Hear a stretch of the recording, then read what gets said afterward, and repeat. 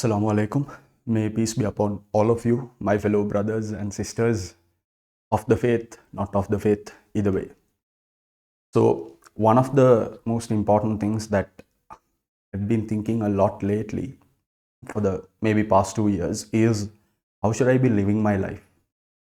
Because when I left home, when I was 20, I left home to the city about 100 miles away from my hometown, away from my parents, away from my family, away from my kin, away from my childhood friends. I was just there alone.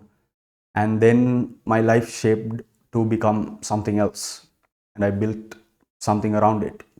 But after about 10 years of that life, it didn't really make me happy, and it didn't really feel like I was going to be the person that I wanted to become. And this is not in terms of some materialistic billionaire kind of ambition. It's about really just finding peace with myself.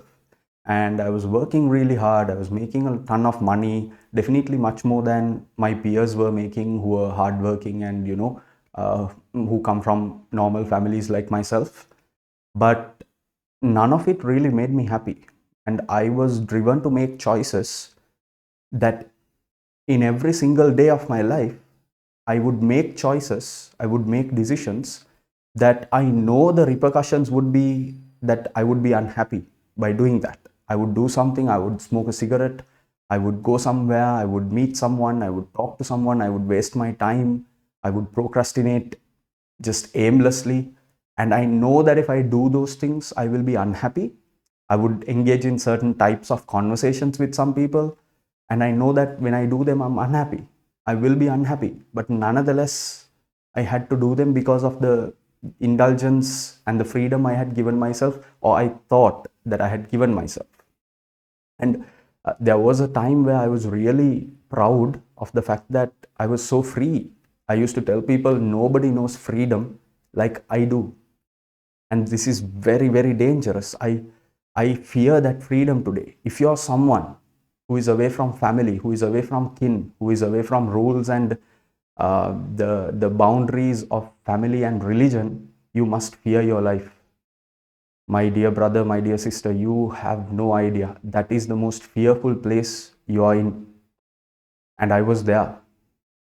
And by God's grace, I was able to come out of it, thankfully. And I think that fasting of Islam, Ramadan of Islam, had a big thing, had a great deal to do with that. My Ramazans, my fastings of 2018, 2019 were incredibly life-changing for me. They were very powerful.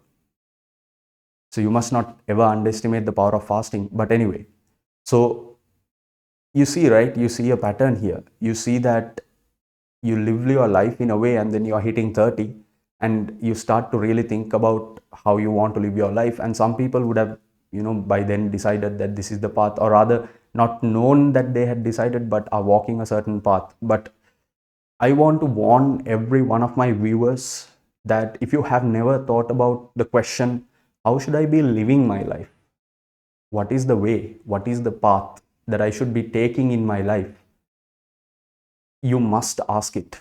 At least now. It is never ever too late. Even if you're 75 years old, it's never too late. Please stop doing what you're doing and ask yourself the question, have you chosen the right path? Have you chosen what we call the straight path? And that's what I want to talk about.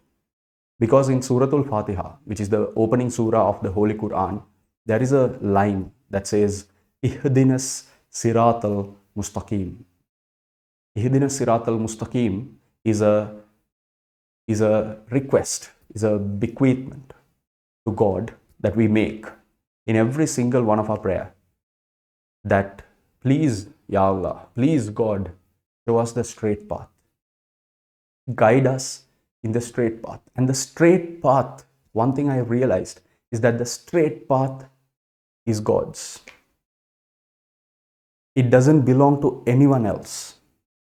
The straight path is Allah subhanahu wa ta'ala's path. And the only person, or the only way you can be guided in the straight path, is by the help and the grace of God. Without the support, without the grace, without the guidance of God, you will never ever find the straight path. So you must ask it. And as Muslims, we are blessed because from the day we are born or from the day we start to pray, we learn Suratul Fatiha and we keep saying this, sometimes even not knowing the meaning of it. I did it for so many years without even knowing the meaning. But to realize that, okay, this is what we do. We are asking God to send us in the straight path. You know why I think about this? Because a lot of people tell me that, you gotta earn, man. You gotta make money. Make money, man. Money is honey. Honey is money. And I was always resistant to this idea since I was really young. And I still am. And I think my resistance to the idea is growing ever more. And look, the moment I say this, some people misunderstand. Some people say, oh, right, this guy is anti-money. This guy is anti-wealth. Nothing like that. Right? Yes, wealth, sure. Every man deserves to have wealth. Every man deserves to have his share of God's earth, because wealth is not yours. Wealth is not mine. That's the thing that we don't remember. That's the thing we choose to forget. That wealth is God's. So when I read the Quran and when I try to understand it, and I'm not an expert at all, I scraped like 0.00001% of the Quran. One thing I realize is the Quran, over 100 occasions, right, implores Muslims as a compulsory act toward charity, that giving the poor people their due, giving the poor, giving your next of kin, giving your brothers, your sisters, your family members, your relatives, the destitute, the poor, the wayfarer, the orphan, giving to them what we call zakat and then sadaqah is compulsory in the Quran. But there is rare mention about earning. Go and earn, go and become a billionaire, go and become wealthy, go and become a rich man. In fact, there is nothing like that. There is no inclination that the Quran implores upon us as Muslims to become a wealthy man. No. And I want to take your attention to a surah in the Quran. This is chapter number 2, chapter number 1, Suratul Baqarah. Verse 110, it says, and keep up your prayer and pay the poor rate, give the poor the due rate, and whatever good you send before for yourselves, you will find it with Allah. Surely Allah is seer of what you do. Allah sees all things. So here Allah subhanahu wa ta'ala is clearly telling us that we must pray, okay, and we must give zakat. And this is a fundamental thing, because in almost 90% of the occasions or bulk of the occasions of where prayer is mentioned, Allah also mentions zakat, give. And that is very powerful. You know why? Because when you think about giving, you give from that you love. And that you love is what you got from Allah. So if you are a wealthy person, what is Allah subhanahu wa ta'ala is saying is that your wealth is not yours. That your wealth belongs to Allah subhanahu wa ta'ala. Then it is your duty. I have given you free will. Allah is clearly saying, I have given you the freedom to choose, the freedom to decide, something that Allah even denied angels. Right? This is unprecedented. And Allah denies that to angels, but gives it to man, and then asks man or requests man or commands man, because we are vice regents of Allah subhanahu wa ta'ala, commands man to give of what you love, give of what you have, because what you have and what you love is by me. I gave it to you.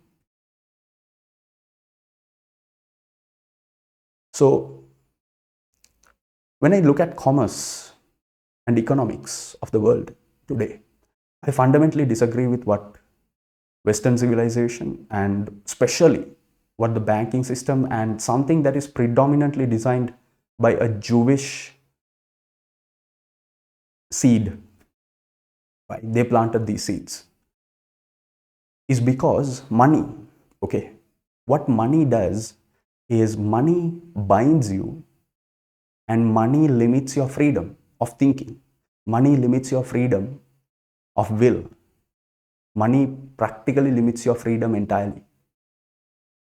And as Muslims, we cannot, we will not be bound by money. So how do we live, right? How should we live our life? We have to walk, this is non-negotiable. We have to walk in the straight path. And when we walk in the straight path, and when we strive toward what Allah subhanahu wa ta'ala has said, when we work with Iman, and when we believe in Allah, when we believe in the one God, when we believe in the Prophet, when we believe in all the revelations before that, when we believe in Jesus, Moses, Yusuf, Jacob, when we believe in Ibrahim alayhi salam, when we believe in the angels, when we believe in the book of Revelation, when we believe in the Holy Quran, and we are walking in the straight path, Allah subhanahu wa ta'ala will decide what we will get on that path.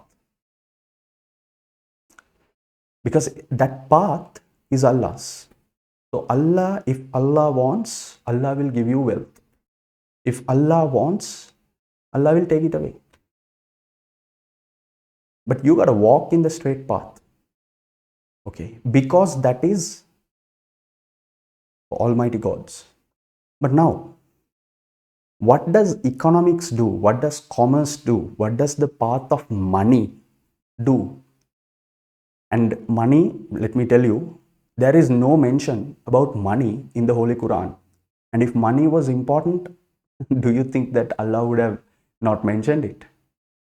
Okay, that's the first signal that we can't be subjugated by money.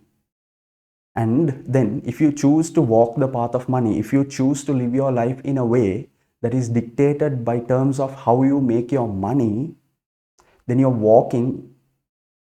Initially, maybe your intentions are good, but your intentions are going to get corrupted and you're walking on the wrong path. And what happens when you're in the wrong path is this path, the wrong path is not Allah's. The wrong path and the responsibility of the wrong path is ours alone. So if you do sin, if you oppress just to make money, if you lie just to make money, if you steal just to make money, and I see this happening across the board. I see this happening in my own industry, in the education industry of Sri Lanka. I see this happening. If you do this, okay, you're going to end up, because you're walking in the path of money, right? And it's your path. Allah is not responsible. So you're going to end up making money, my friend. Trust me, you're going to end up making money. But money can only do so much. And the funny thing is, it is not going to give you salvation. It is not going to make you happy. Do you think the irony, okay, look at the irony. The two richest men on earth, so-called, because by Islamic terms, by no means we measure a man's richness by terms of wealth. In Islam, a man's measure is by his piety. How religious is that man? How pious? Not religious, how pious is that man? That is what is Islam. That is what Allah's religion is. But the two richest men on earth are divorced. Talaq. And divorce, right? Divorce is that one thing in Allah's dominion that Allah has permitted but despises. He despises. Allah subhanahu wa ta'ala despises divorce. Right? How can, if money was going to give you happiness and bring inner peace, how would the two richest men on earth not be able to live with their family, live with their wife, live with their children? What is this? Right? Two richest men. So clearly, okay, walking in the wrong path And the wrong path has been very well laid out today.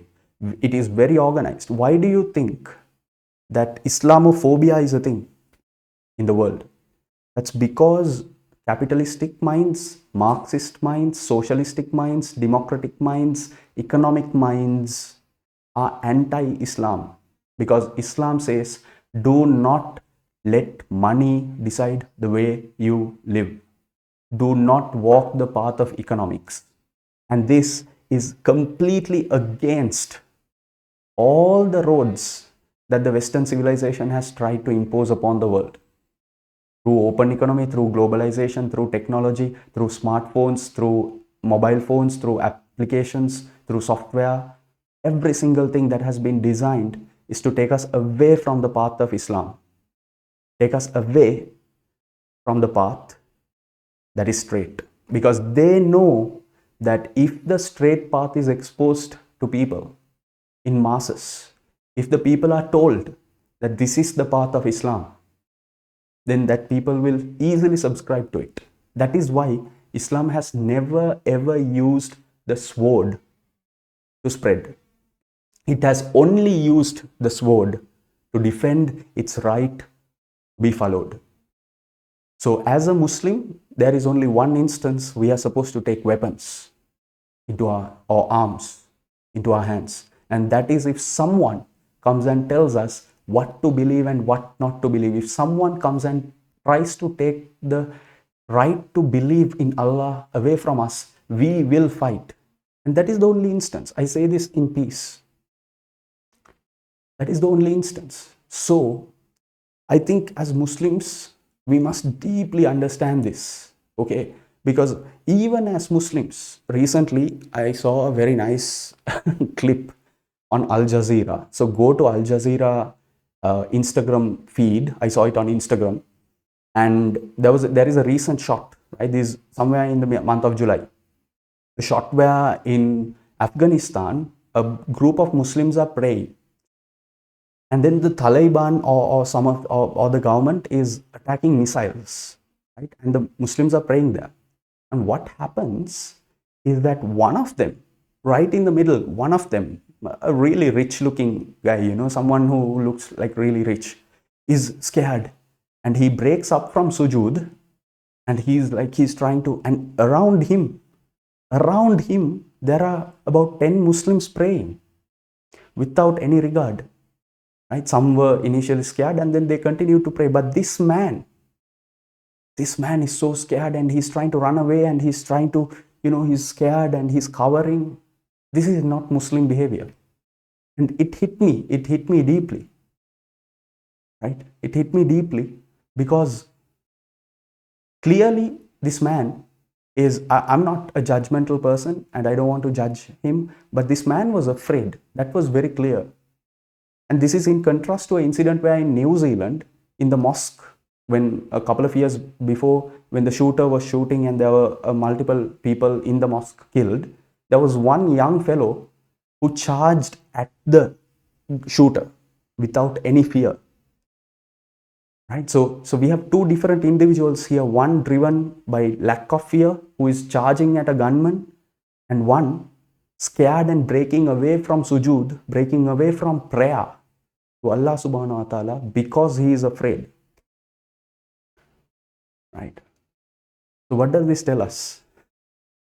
That as Muslims, it is not a discussion of whether we are going to dictate, we are going to let money or economics or commerce or anything man-made, any man-made science, any man-made wonder, any man-designed idea to dictate our life and how we should live. No way. As Muslims, our duty is always to ensure that we live our life in the path that belongs to Allah. Siratal Mustaqim. Ihdinas Siratal Mustaqim. Show us the straight path. So I beg from Allah in this video with all of you, whoever is watching, and I know it may be none, but whoever is watching, doesn't matter, or I myself, I ask from Allah, Ya Allah, show us the straight path Ihdina sirat al-mustaqim, Ya Allah. Give us the straight path. Give us the ability. Walk the straight path, because if you choose, give us wealth as we walk in the straight path, because you have told us to give zakat. Allah has made it compulsory for us to give zakat. What are we going to give zakat out of? Right? What are we going to give? From that Allah gives. So if we walk the straight path, if we pray, if we give the poor due, and if we do good that we have to send before ourselves before we die, because all that good is with Allah, because Allah sees all things, then Allah will give us the bounty. Allah will reward us, because it is the path of Allah. And then we can more and more, we can give. We can learn from Abu Bakr radiallahu anhu, the first caliph and Prophet's most best friend, right? Prophet's father-in-law, Aisha radiallahu anha's father, a man who gave everything he had, everything. A man who didn't chase money. And Umar radiallahu anha was always in the shadow of Abu Bakr in terms of giving. We know beautiful hadith to that effect. So let's think about this deeply. Let's think about why Islam has made zakat compulsory, while it doesn't really talk too much about chasing money, chasing commerce, chasing wealth. And why Allah has told us to walk the straight path, because the rest Allah will take care of. Allah subhanahu wa ta'ala is great. Allahu Akbar. Allah is the greatest. Allah is our creator. Allah is our Lord. We belong to Him. This body belongs to Him. Our life belongs to Him. The choices around us that affects us belongs to Him. Everything is as Allah wills. We have to get to know Allah subhanahu wa ta'ala much more. We have to work hard at it, because when I look around the world, I feel very sad. I feel there's we gotta fight this. We have to. Because we cannot let true freedom, okay, we cannot let human forces dictate our life. I will not let that happen to my life. And as much as I think about me, because Prophet said that you are only a complete Muslim when you want what you have for others. When you wish for what you wish for all the other brothers, then your Iman is complete. So if you are asking for wealth, and then you ask, Ya Allah, give me wealth, and give wealth to the entire Ummah. Ya Allah, give me protection, and give the protection to the entire Ummah. Ya Allah, give me support and give me good health, and please give all of this to the entire Ummah. Then your Iman is complete. This is clearly told in our tradition. So we have to really think about how we should live our lives. If you haven't thought about this, please think about it. And also, if you're a non-Muslim, okay, if you're not a Muslim who is by some chance you're watching this video, Islam is not a religion. One thing I realized, right? Islam is not a religion where it asks things from you that nourishes people, that nourishes a person. Like there are some religions, right? They give you certain rituals. They tell you to do certain things. They tell you about this and that and this. Like there is no saying in the Quran where you have to put money into a till box in front of a mosque. No, the Quran clearly says, give money, give charity to the poor.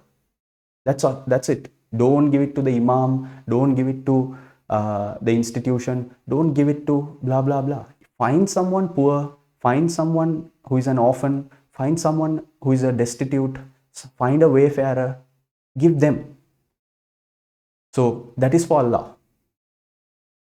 Right? So this is a fundamental difference, because when you look at religions in the world, and at least what has become of those religions in the world, because they have deviated significantly from their original form, and Islam is the only religion that still exists and will exist until the end of time, in the original language and the form it was revealed in, right?